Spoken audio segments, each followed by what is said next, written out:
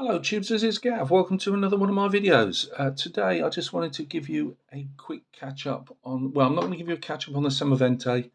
It is more or less complete. We're in a heat wave at the moment. I particularly want to fancy um, putting primer over it until maybe tomorrow when it's supposed to dip a bit before it goes back up again. Uh, but I sometimes go, there's you'll probably know the fella. There's a well-known 1 in 35 scale painter called Calvin Tan. Believe he's in Singapore, and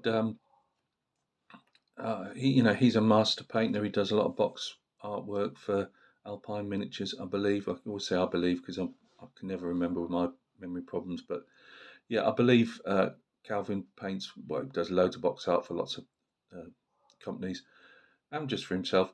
He does a lot of teaching at model shows, and he's got books out and that type of stuff. Uh, and I wasn't in the end. I wasn't going to do these figures. I was just going to do the classic Gav. I'm sorry if you can hear the dogs in the background. We've got windows open or whatever. I wasn't going to do the figures because I thought, oh, they're a bit old, and I'm not particularly 100% with them. And I go on his blog every so often, which he updates, fairly regularly. He has got a YouTube channel on here, and he hasn't updated that in a good few years, I don't think. But I might put that down um, just so you can go and check it out because he's bound to have his blog links and stuff on there. But if you go over to his blog, he does some really nice close up work, and obviously it goes through. So sometimes it might be just once a month or a couple of months, or, but it's some lovely feats. That dog's really putting me off. Uh, yeah, it's anyway. I was going back a couple of months. I hadn't visited it for about 3 months, and I was going back through, as I often do. I just like to look at the figures. I'm mainly a figure painter, and he was doing some of the early German, like so we'll say Fall of France just for ease, 1940, 41 type of thing, and they were original, I think, 1975 figures, and he was saying he was doing them out the box, uh, no embellishments, because sometimes he'll either swap heads, he'll literally cut down the side of the face. I'm just going to see if hang on, I'll go on to another one here. Sorry, I think we've got more figures here than yeah, we have. I seem to have an extra figure on these sprues, which is good. But yeah, he'll literally, I don't know if you guys know, but you can cut down, obviously, side of a face, like this one's obviously just on the sprue. And if you like a particular face, you don't always have to go for aftermarket. If you like a particular face, you can cut down the side of it and then add it to the back of the head, for want of a better word, of the one that you're working on. This will be this. I think this is the driver. No, he can't be the driver because he's sat down there. No, he's the officer on the top of the fighting compartment, and he, the figure, the painting work he did. Sorry, I'm not being very. It's some sleepless nights. It's hot.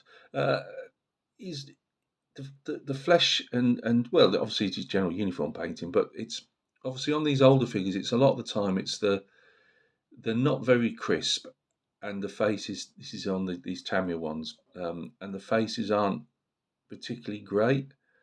But all he'd done was just normal paintwork, and it really brought the face up. And I thought, you know what? After all this is what we're getting to. I'm going to have a go at do them out of the box roughly. I mean, well, there won't be any. Well, it won't be roughly because there won't be any extra bits added on. And I'm going to paint mine. I get the joy of painting the figures. I said I was going to do it originally, and as usual, I scale down and scale down and scale down. Sometimes I scale down that much that the kit never leaves the box afterwards. But no, the Semovente is cracking on. No, I still haven't done the tracks yet.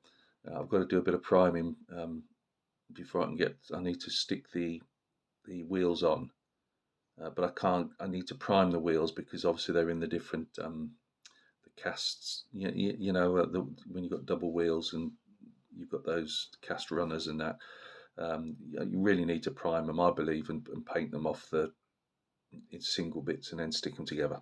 That's my excuse for putting the tracks off for the moment.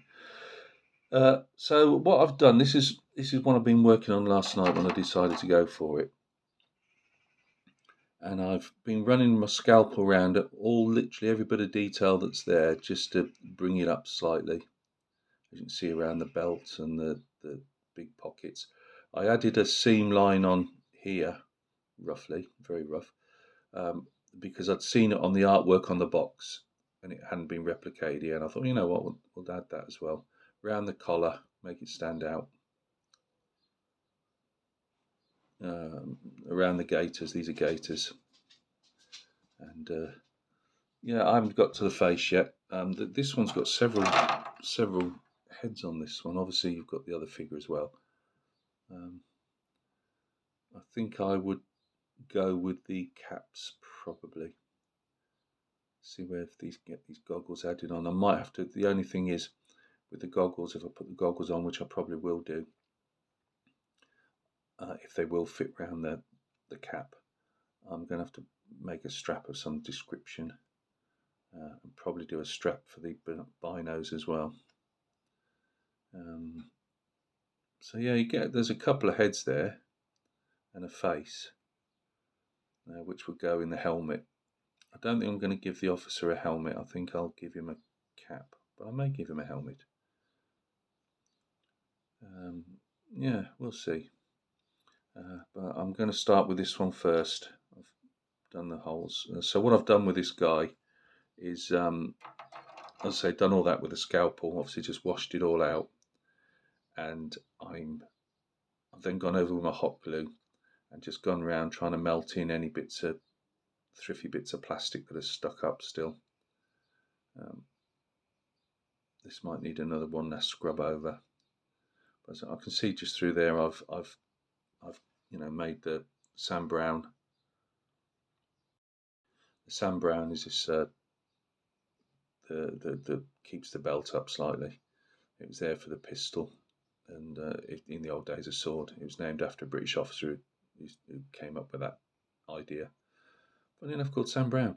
Right, so that's that. Got his arms. He's got one arm holding his binos at the side and another nonchalantly, as Corporal Jones would say in Dad's army, nonchalantly stood there. Every time he wanted to show an officer, he always had the officer stood like that. Right, so yeah, that's that. But I'm going to do what Calvin has been. He doesn't prime often, from what I can see, in primer that we normally use. He uses, not saying VMS, but he uses matte varnish, and he puts a matte varnish straight over. And I thought, you know what, I'm going to do that. Now, whether I might well paint this on with a brush rather than spray it on, simply because it'll be the only thing I'm doing. I've tried doing stuff in I've tried spraying primer in these temperatures over the years since I've had my airbrush and that, and I tend to find it comes off really gravelly, and it just doesn't like the heat so much. So I think I might just to have a go on this, I might brush paint this on, because it's only going on as a something for the paint to grip onto. So yeah, that's what he does. So yeah, as I say, I'll leave a link to his channel. I don't believe he's uploaded in a while,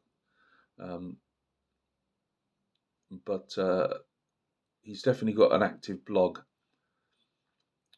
called Miniatures in Perspective. That's it. How about that? I only remembered something. Can't remember what I had for my breakfast, but yeah, Miniatures in Perspective, I believe it's called.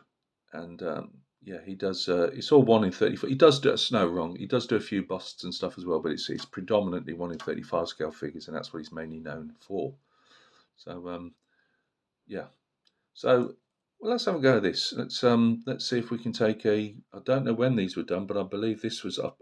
I think some of the sprue or some of the main hull was stamped around 1974, 75 on this Semovente. So I can't see why these wouldn't be. These would probably be around the same time. So I do get an extra figure that's shown on the box. So I might actually have the fella in the fighter compartment that's sat on the top. I might have him actually in a helmet, although I believe it might only have one helmet. Yeah, they do. Only gives one helmet. Oh, that's a shame. But yeah, so I just found that this figure particularly, I wasn't that.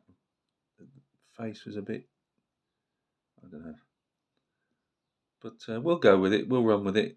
I'm no Calvin Tam, but and this one is a classic, as I've said before, a classic Tamiya. Cut off at the legs there and shunted in. Not a lot of going on with it, really, is there? But I was hoping they'd have had the blue overalls. It doesn't look like it. I don't know. I'll have to look what the blue overalls look like at the top here, because I was going to paint them in the blue overalls. But saying that, though, I don't know if they wore those in the desert. I'll have to go and do some research. Anyway, you look after yourselves, because I'm waffling all over the place. There's nothing new there, is there? One last look at these guys. This is, as I say, the officer. He's got his bandolier. I was looking up. Oh, that's Nugget now making his bed. So I'm gonna leave you. You look after yourselves, and we'll speak soon.